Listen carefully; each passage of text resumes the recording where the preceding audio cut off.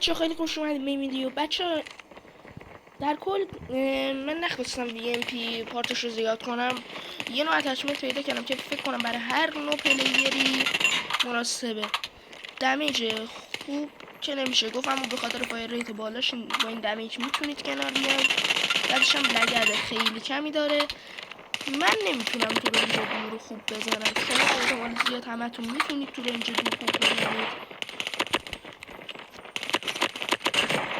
بعدش هم هر نوع پلیر میتونه باش بازی کنه. هارپوین پلیر، سرچ پلیر، دومینیشن، حالا هرچی. بچه فکر کنم هارپوین پلیر رو بهتر با این اتچمنت بتونن کنار بیان. معذرت میخوام. بعدش هم فکر کنم هارپوین پلیر رو بیشتر با این اتچمنت کنار بیان. ممنون، خداحافظ.